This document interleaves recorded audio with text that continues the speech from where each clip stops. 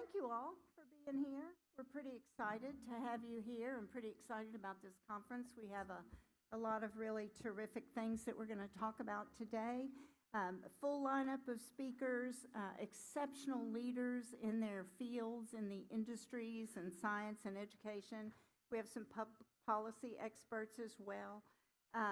Everybody's going to be sharing some innovative ideas with you today. That's kind of the name of the game. We're excited to welcome to today's stage Christina Lee Brown, Christy Brown, as most people know her, and Dr. Aruni Bhatnagar with the Envirome Institute at U of L. That was one of our most popular sessions last year, so they're back today. MI2 Metals, Mike Bucketon is here with a couple of his industry members to show us how the metal industry is making inroads in Kentucky. We've got an excellent panel from U of L and the Kentucky Resources Council who are going to lead a discussion on the numerous implications of next generation data centers, and that's a really, really hot topic. We'll be talking about the Ohio River Restoration, the Ohio River Basin Restoration Plan. We also have a really, really good presentation from Matt Cann, who is with our Environmental Response Branch. I expect you'll enjoy it very much. I've seen it. He's going to provide an entertaining and informative look at what's an extremely invaluable resource, and that's our emergency response team. They also have their emergency response vehicle on display in the parking lot out back, so you can check that out. And we're going to hear from Eric Wooldridge, who's with Somerset Community College, about the Floodbuster 1 housing initiative. That's a cement house. The thing I found exciting when we visited with Mr. Wooldridge was that they also do concrete culverts that I think we probably need to look at very seriously in this state. We're also very excited to have graduate students here from the University of Louisville and UK representing their innovative work related to energy and the environment. We need to visit with those students and learn more about their work. They're in the lower atrium. These students represent brilliant minds of our future leaders, and speaking of brilliant minds of future leaders, I'm not going to talk a lot about this, but I want to mention the governor's Pre-K for All initiative, and I know you're going to hear some more about it from the Lieutenant Governor, but it's very important that we prepare our kids for their futures, and it starts with Pre-K for All. So I'm really proud to be the secretary of this cabinet. I think we've worked really hard. We've done a lot of really good things in this cabinet. We intend to do a lot more really good things in the next couple of years. I'm very proud to work for a governor and a lieutenant governor who are laser focused on serving the people of Kentucky and doing the right thing every single day and continuing the momentum that began from day one of this administration to solely support Kentuckians. I want to say, as the state's highest elected teacher, Jacqueline Coleman is a vocal and passionate advocate for public education. She believes education is the key to providing Kentuckians opportunities for transformational change that can create new cycles of success. She's a mom, a stepmom, a teacher, a coach, and now a lieutenant governor. There's nothing she can't do. So would you join me in welcoming Lieutenant Governor Jacqueline Coleman?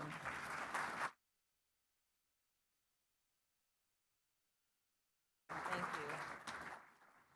Thank you all. Thank you so much, Secretary Goodman. It is so good to be back with you all again this year, so thank you for the invitation to join you again. Governor Beshear would have loved to have been here with you guys in person, but he couldn't make it. However, he did make sure to record a video for you guys. So let's take a minute to watch the governor's message. Hey everyone, it's Andy. Welcome to the Governor's Conference on Energy and the Environment. Together, we've created our new Kentucky home, a place where business is fast, but the pace of life is just right, where we don't have to choose between a booming economy and quality lives for our people, because those things go hand in hand. Over the past 5 years, we brought in over $43 billion of private sector investment. That is double what any other governor has brought in. Over the same period, we've created more jobs than we've ever seen, 63,200, because we know a good job in red or blue is just good for our people. We've also been focused on tackling our energy and environment needs, and this work has created good jobs too.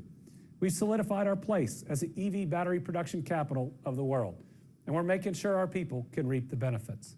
We're leading the nation in using federal funds to build out EV charging stations. The federal funds we've secured for this initiative and others have been threatened by the Trump administration. But time and time again, I've stood up to our president to demand these dollars, and they are being returned to Kentucky because the funds are appropriated by Congress, and freezing them is against the law.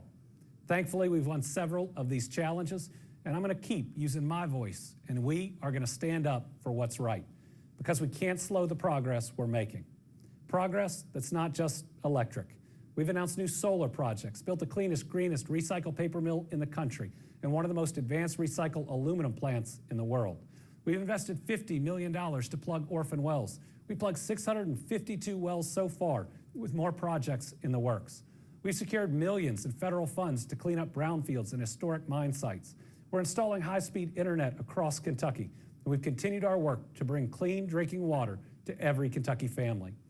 And working with Secretary Goodman and the Energy and Environment Cabinet, we've been building more affordable housing, especially for our folks who've been affected by natural disasters. Like in Eastern Kentucky, where Team Kentucky is helping to build over 500 homes at 8 high ground sites. I look forward to continuing to work with you all to build a brighter future for Kentuckians, to continue focusing on nonpartisan issues, because healthcare, safe communities, and good jobs aren't Democrat or Republican. They're just the things Kentuckians and Americans deserve. Enjoy the conference, and remember, life's short. So keep doing good things and be kind to each other. Yep. All right.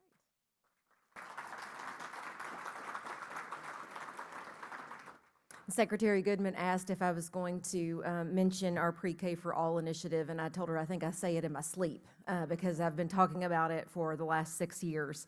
But most of you all know I pride myself on spending my career as a classroom teacher, but these days I think probably my proudest title and maybe the hardest earned is Evelyn's mom. And I want for every child in the Commonwealth the same things that I want for her. Pre-K for All will help every child begin their educational journey on the right foot and ensure that regardless of their zip code, they have opportunity. It's a win-win for the economy, for businesses, and for families. It'll boost families' earnings. It will grow our workforce, improve kindergarten readiness, and address childcare deserts by providing that crucial early childhood education. So I would encourage you, if this is something that you believe in too, that you would reach out to your locally elected officials, your legislators, and let them know that Kentucky families deserve it and our kids need it as well. So a lot has happened since I've seen you guys last year. And one of our greatest accomplishments, which the governor just mentioned, and which is still playing out, is our High Ground Site initiative. And I want to thank Secretary Goodman and John Lyons for helping lead this effort. And thanks to all of you who have been involved in providing our families with hope and a safe place to lay their heads at night. I'm honored to support other partnerships that are important to protect the Ohio River Basin. Kentucky's Congressman Morgan McGarvey and Indiana Representative Aaron Houchin are co-chairs of the Ohio River Caucus, and they plan to introduce legislation soon to establish the Federal Ohio River Basin Restoration Program, much like the programs that have already been established to protect the Great Lakes and Chesapeake Bay. The Ohio River Basin supports 30 million people, providing clean drinking water, commerce, jobs, and recreation. And despite this, it remains the largest U.S. water body with no dedicated federal restoration funding. The new Ohio River Restoration Program Act would establish a federal program that improves water quality and resilience, restores ecosystems and habitats, addresses pollution and toxic contamination control, invasive species, and expand public access. The initiative is backed by the Ohio River Valley Water Sanitation Commission, the U.S. Army Corps of Engineers, and the National Wildlife Federation. Advocates stress that federal investment will protect public health, the environment, and regional economies while also saving our future. We're appreciative of this federal sponsorship and are hopeful for a positive outcome in its creation. So we're proud that Kentucky is now a national leader in nuclear energy economic development. Tomorrow, you're going to hear how we are leading an 11-state effort on this to continue supporting our electricity infrastructure, working with our state parks and municipal electric utilities across the state to become more resilient. As you know, and Governor Beshear mentioned, Washington, D.C. has not been particularly climate friendly in the last few months. So we will continue to monitor the many modifications and take appropriate action. For example, we've joined many other states throughout the country to dispute the termination of the Solar for All funding. $62 million in funding was obligated to the Commonwealth to provide access to renewable energy, jobs, and training in renewable energy, and to enable low-income and disadvantaged communities to deploy or benefit from zero-emission technologies. We're also fighting for our federal state energy program funding in a multi-state effort. We want to ensure that we are able to fund staff for energy security and emergency response work. We will continue to fight for this program and many others that support Kentucky's growing economy and renewable energy initiatives and protect our natural resources and the health of our communities. You guys are all vital members of Team Kentucky, and I appreciate the work that you do day in and day out to protect our environment, to grow our economy, to grow our energy diversity, to support our jobs and Kentucky's families with good governance. Our focus has and always will be showing up, listening, and supporting our neighbors with the resources that they need to flourish. No other group provides those basic, essential resources that impact our daily lives more than you. From clean drinking water to the air we breathe, powering our homes and businesses with clean, diverse, affordable, and reliable energy, to protecting our most precious natural resources in our forests. Your work matters every day to every Kentuckian. So thank you so much for inviting me to be with you. Please enjoy your conference and keep up the good work. May God bless you, and may God continue to bless the Commonwealth of Kentucky.